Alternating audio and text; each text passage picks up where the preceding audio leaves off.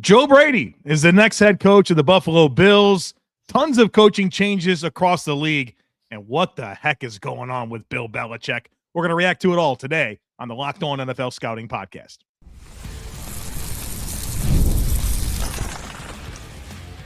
You are Locked On NFL Scouting with the Draft Dudes, your daily podcast for NFL and college football scouting. Part of the Locked On Podcast Network, your team every day. What's better than this? It's guys being dudes here on the Locked On NFL Scouting Podcast, part of the Locked On Podcast Network, now the #1 sports podcast network. We're the Draft Dudes. I'm Joe Marino from Locked On Bills. He's Kyle Crabbs from Locked On Dolphins. And we are your NFL experts here with you daily to talk team building across the league on the Locked On NFL Scouting Podcast with the Draft Dudes, part of the Locked On Podcast Network, your team every day. Want to issue a big thank you, shout out, and welcome to our everydayers. Those of you who never miss a single episode, we appreciate you all being here very, very much. Today's episode is brought to you by Game Time. Download the Game Time app, create an account, and use code Locked On for $20 off your first purchase. Joe, I'd like you to name a more iconic duo than Kyle and getting burnt at the Senior Bowl. Oh, no.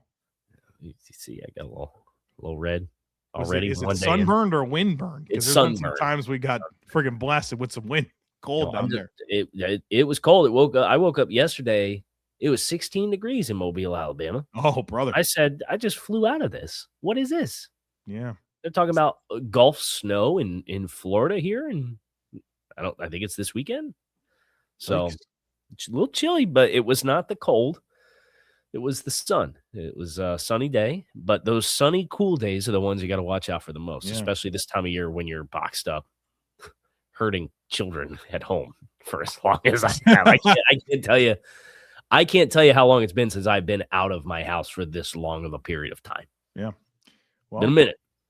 Looking forward to the week playing out and learning some Jalen things Farmer. about Jalen Farmer. There you go. Jalen Farmer is the name. What's the name? What school? Kentucky guard. Good guard from Kentucky. All right. He's a monster. All right. Big man crush. That's my first one of the season. Look forward to checking him out in time. Yeah. All right, Cal, the Bills got a new head coach. Mafia's keeping it in the family. Oh, nicely put. I don't know if the Mafia is super excited about it. The Mafia's keeping it in the family. Promoted Joe Brady, offensive coordinator. Next head coach, the 2020 what head coach of the Buffalo Bills? There's all kinds. So he's the 17th permanent head coach. He's the 21st. That makes more sense. Yeah, 21st if you count interims, and then they had Lou Saban, who was their coach 2 different times. So Lou, man, this is a AFL championship winner back to back, man. He won back to back. Guy won back to back AFL championships, and then he has a rift with Ralph Wilson, and he goes and takes a head coaching job at Maryland. Has anyone ever done this in the history of pro sports? You know what I mean? Some weird stuff going on. Probably not. Yeah, the pre-merger, even some of the like early post-merger happenings within the league is like such a wild west, right? Like other football leagues starting up and like the Dolphins early 70s dynasty getting broken up by the USFL to go to the Memphis Showboats. Could you imagine social media back then with the stuff that was going on? The contract disputes with like CFL players. Right. Insane. Absolutely insane stuff.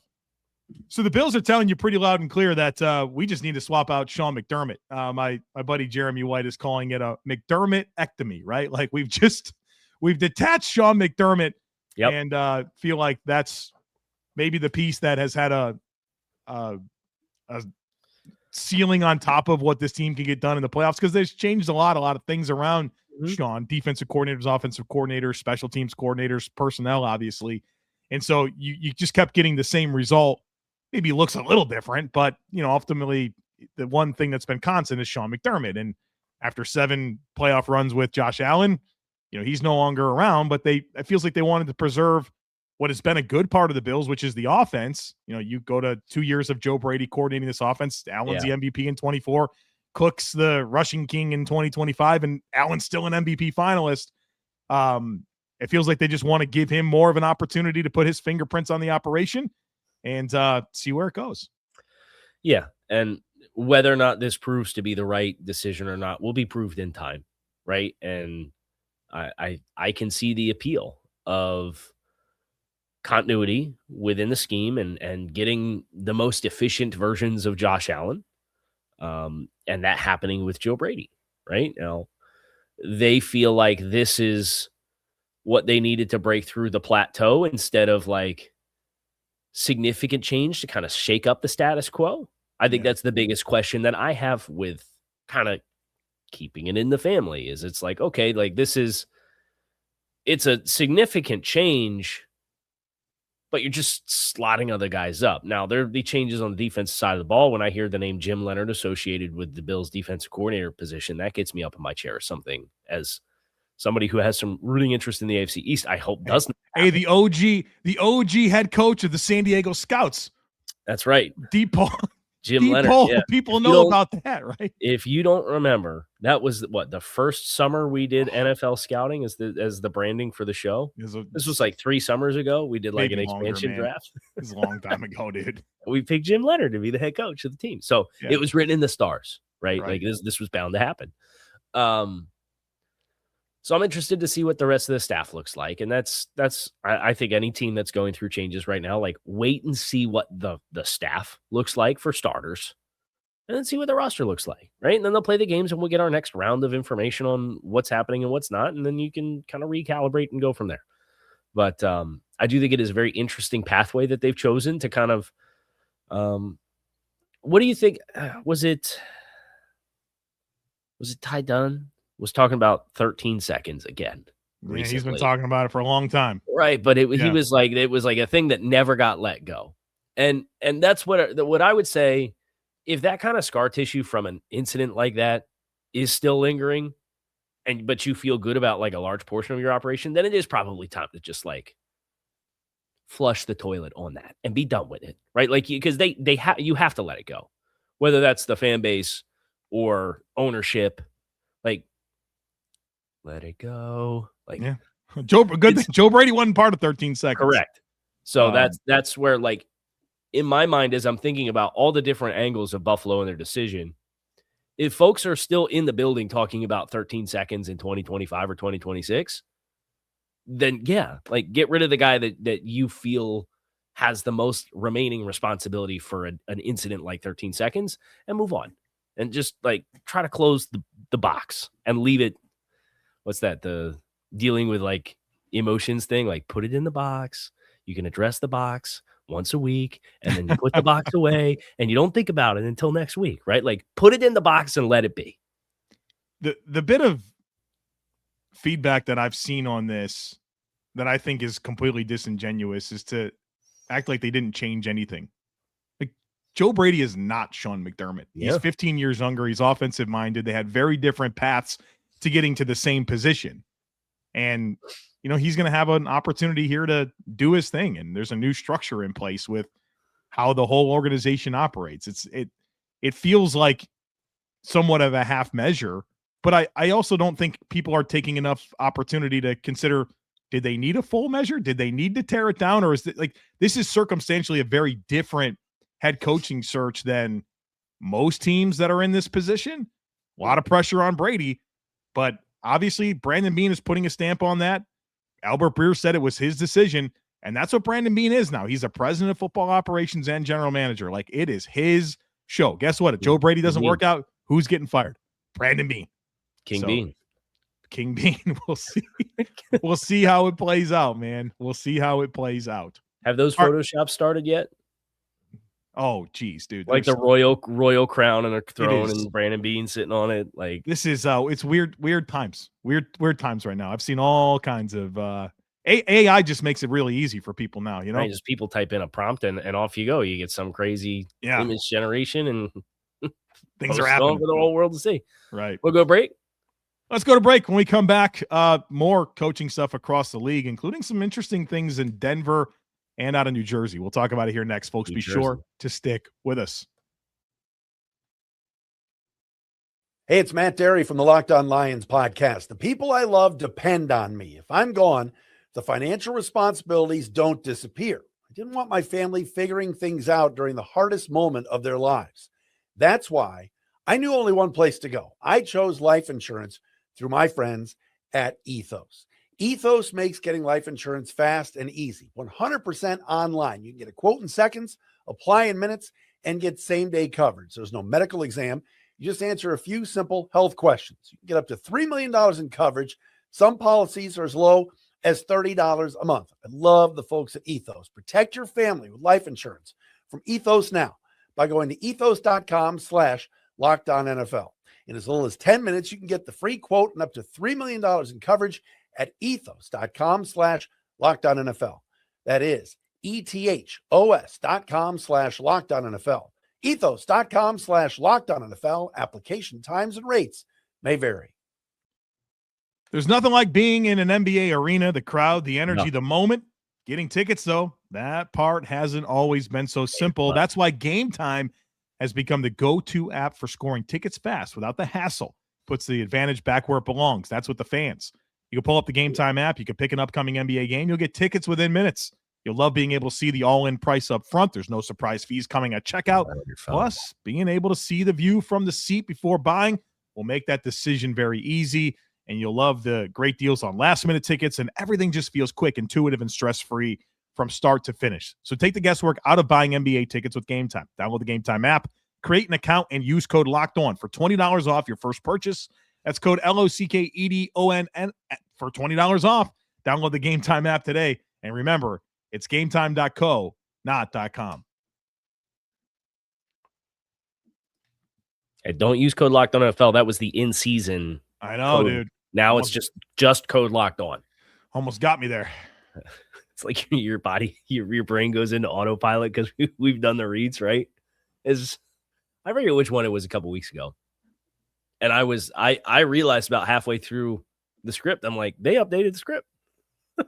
Yeah. I'm on the old script. I'm not even reading the words on the screen. I'm just going.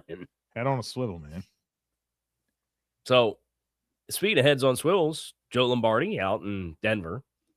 Everybody out with the Jets in New Jersey. Some delayed decisions there, huh? Brother.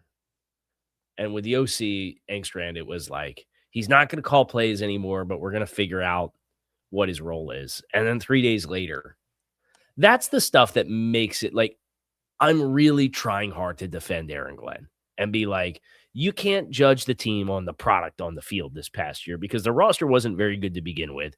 You stripped down a bunch of your best players. You had an undrafted rookie quarterback with throwing a wide receivers who got signed to the roster the first week in November, the last month of the season. And they're like, yeah, we got smoked the last 5 weeks. I'm like, I know you traded everybody and you got a bunch of undrafted guys and guys that were here 3 weeks ago playing on offense, all your snaps. So I get it. But then how long have the Jets been done playing football games? Wow. Yeah. And we're weeks. we're just weeks. It's been 3 weeks. And we're just now yeah, you know what? Tanner, we're just gonna go in a different direction. 3 weeks after the fact, that's tough. It's a tough look, I think, for the Jets.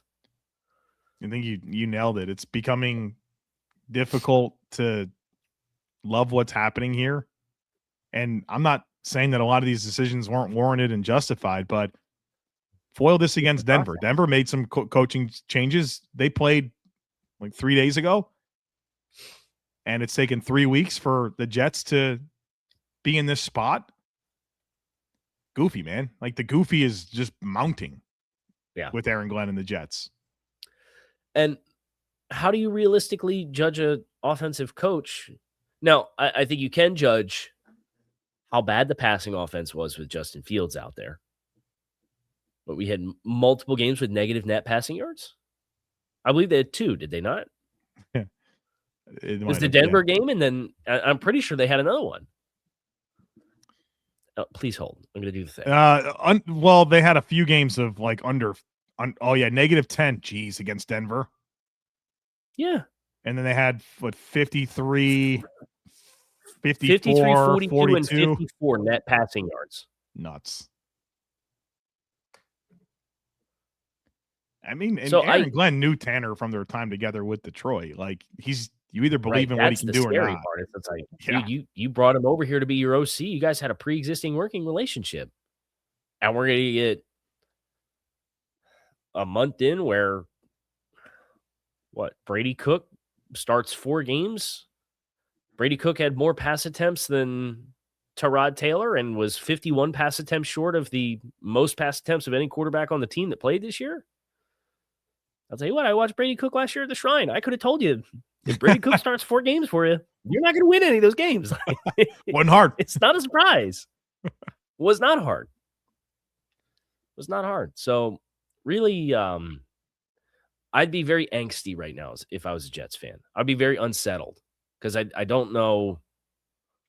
I have more questions than answers. And I shouldn't have more questions 3 weeks after the season ended than I do the day after the season ended. Right. But that's what I have with the Jets. There is so much coaching turnover. Obviously, 10 head coaches. I think I saw there's 18 offensive coordinators that are going to be swapped out this year. I'm sure the defensive coordinator count is pretty high as well. Like, it is the wild, wild west right now when it comes to tearing down and building back up coaching staffs across the league right now. And I don't think the results of the conference championship games help at all, right? Where you have a second-year coach and a first-year coach on teams that didn't make the playoffs last year. They're playing for the whole thing in a couple weeks, man. It's and that second-year coach fired his offensive coordinator after 1 year. Yeah, dude. Some really unique stuff happening. What do you think about Denver, man? Like they Joe Lombardi, a longtime trusted guy with Sean Payton. He gets the axe. Meanwhile, Davis Webb's been getting a lot of looks for head coaching positions or at least offensive coordinator where he get a chance to be a play caller. There's a report as well that Sean Payton was interested in Joe Brady to come and be a play calling offensive coordinator in Denver, depending on, what happened in Buffalo. They could lose Jim Leonhard, it feels like he's going to be somebody's defensive coordinator this coming year. Yeah. So number 1 seed Broncos with a little bit of a shakeup here around Sean Payton. Do you think there's a good chance that they just use this opportunity to promote Davis Webb? Because he's not going to get a head coaching job now. I wouldn't think so. It's the Raiders feel like the only team that's the left Raiders in that. Are going to go with Clint Kubiak. And then feel like that, yeah. I heard Tom Brady call the game. The Raiders are going with Clint Kubiak. And then the Cardinals, it's like Mike LaFleur and Anthony Weaver win for in-persons. Yeah. Like, did Davis Webb even have it? Like, Davis is not going to take the Browns job because nobody's taking the Browns job.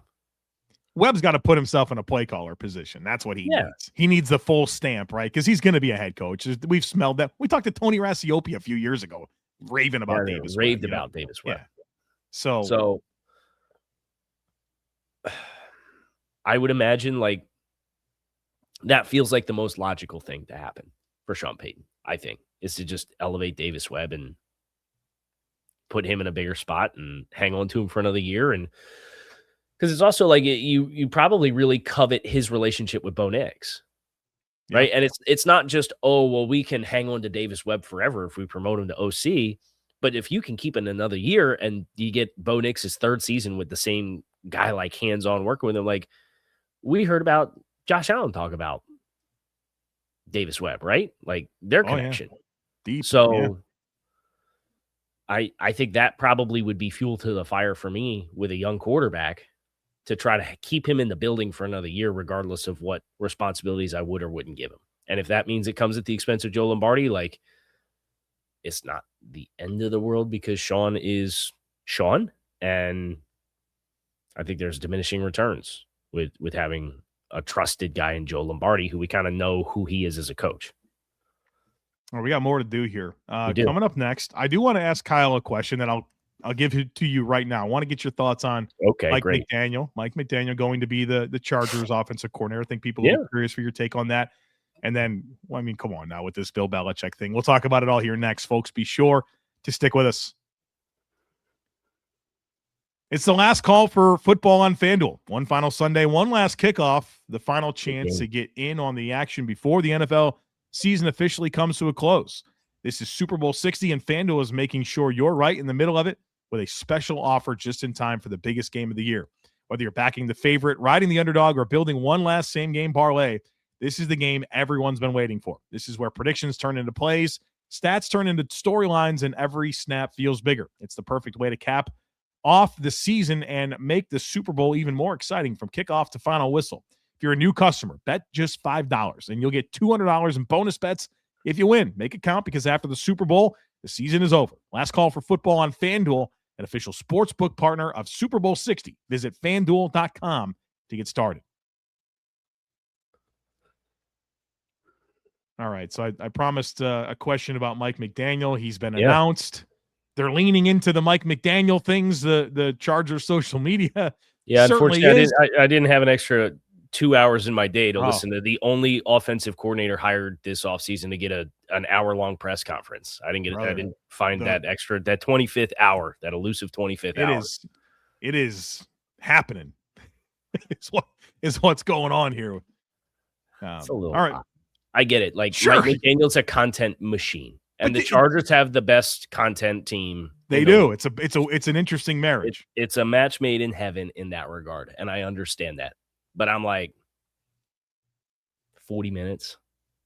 Mike McDaniel talked longer than the Dolphins GM and head coach talked combined with their introductory press conference. Hey, and his pace was a little more. His pace was a little accelerated too for McDaniel. The way he was talking, right? It wasn't as calculated. We'll see. What's your thoughts on this man taking over Justin Herbert? I mean, it's an interesting situation. You're well acquainted with Mike McDaniel. Yeah, I like the fit. I like the weapons that they have there. And I think Mike can get really creative with the utilization of those. I think that's the number one thing with Mike is like the creativity element. And I expect there to be a pretty vast canvas that he paints in the run game. And the shifts and the motions. And I think that'll be an adjustment for what you watch. Did you watch Quarterback on Netflix? I started it. I wasn't able to finish, but.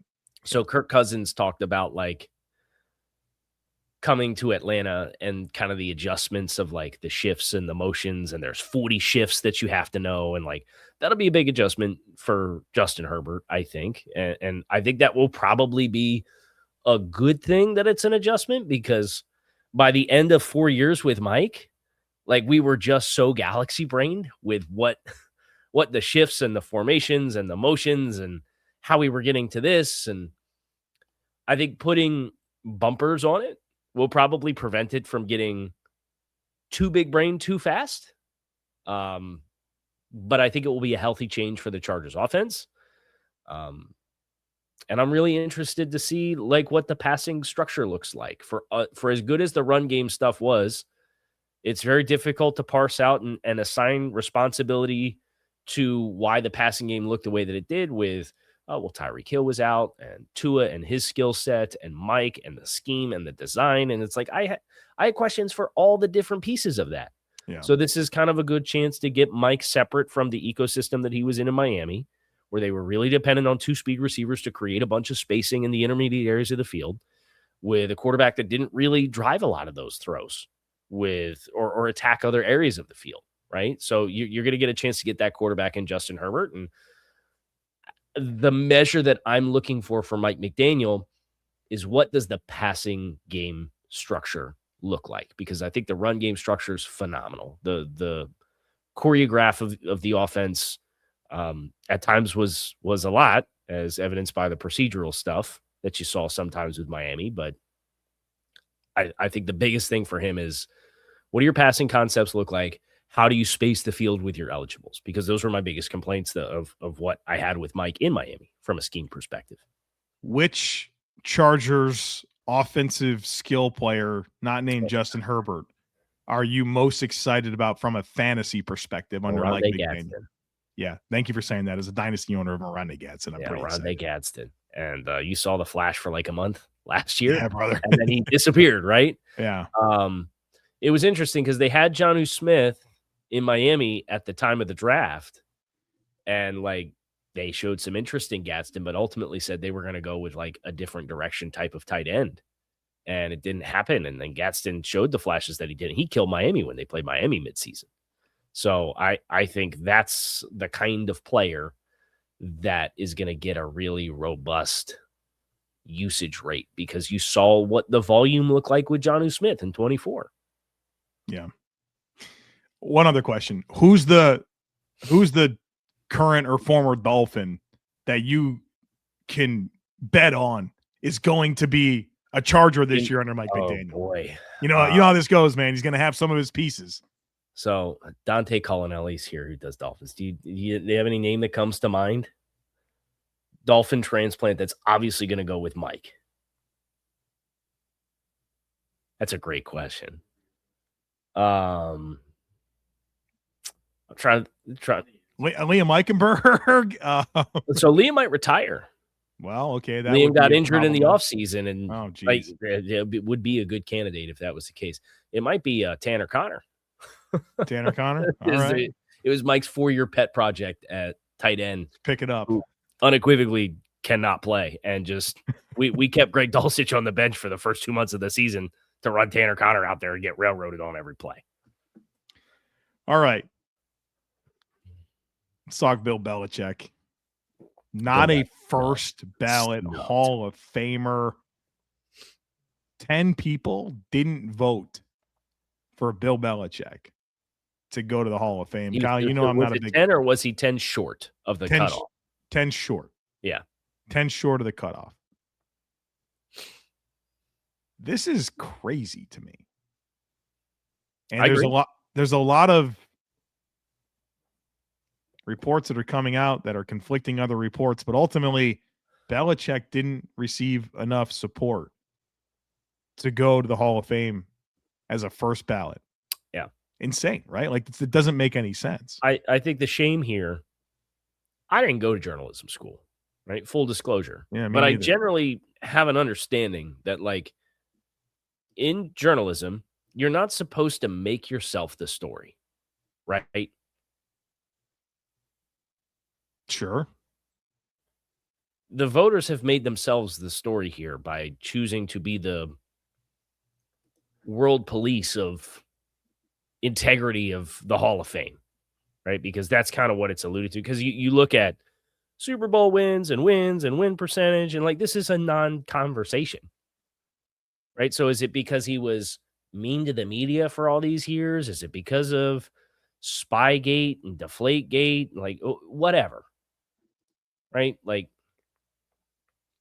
if you're looking at the resume, there's no conversation to be had here. But, you know, whether it's the greatest resume in the history of football ever. No, Don Shula. He has more wins, but come on, 6 Super Bowls? Come on. Don Shula. Don Shula won Super Bowls or championships with 3 different quarterbacks instead of just one. Oh, if you want to do that, I mean, Belichick's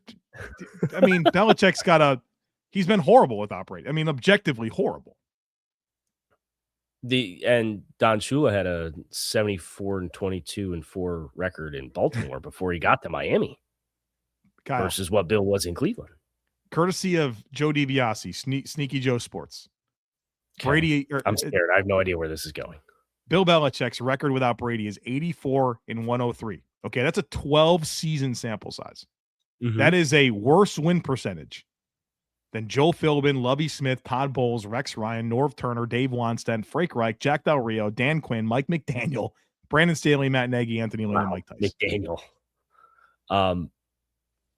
And you can't just separate the Brady years versus the non-Brady years. You can't, because they happened, right? And they won 6 Super Bowls. Right. But as a total homer about Don Shula, I would just say I think Don Shula's got a better overall resume, and that's why. But it's a first ballot Hall of Fame resume, period. Point blank, period. Without question. Right.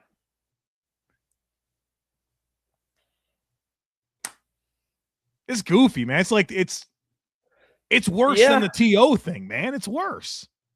It was a bad day for the Pro Football Hall of Fame. Like, and that's not something reputation-wise that you want to question as a fan of the league. Right. You're not the integrity police of whatever, right? Like, if your objective is to vote on the resume and determine who needs to be there, now if there's people that have like legal transgressions or commit like horrific crimes in their life during or after football, like, I get, like, you probably have those conversations about honoring those people or wanting to not honor those people. I think that's justified. But like, scandal in which it was acknowledged and they were punished and then they kept playing and they kept winning more like Super Bowls. Like, I do think it's very ridiculous. And I think it's ridiculous that Bill Polian was alleged to be tied to it, and then Bill categorically denied it, and then in a separate interview said, I'm actually 95% sure, but I don't remember if I voted for Bill Belichick or not. I'm like, shut up, dude. Do you think these voters should be exposed? I think transparency would probably be a good thing. Yeah.